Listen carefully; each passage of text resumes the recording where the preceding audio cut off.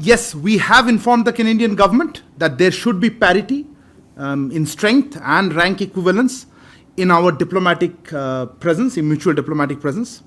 Their numbers here are very much higher than ours in Canada. The details of this are being worked out, but I assume there will be a reduction. Yes, I do think there is a degree of prejudice here, They have made the allegations, they have taken action on them.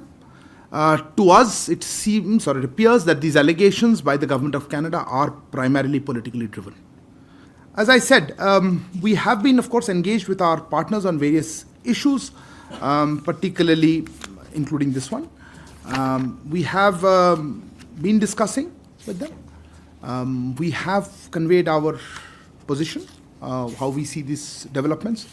And I think those are part of ongoing conversations. As we have said, or I think we've been made very clear, we are willing to look at any specific information. We have conveyed this to the Canadian side, made it clear to them that we are willing to look at any specific information that is provided to us.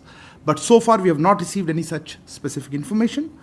There was a indirect question on that. Let me also point out that from our side, very specific evidence about criminal activities by individuals based on Canadian soil has been shared with the Canadian authorities on a regular basis, but not been acted upon.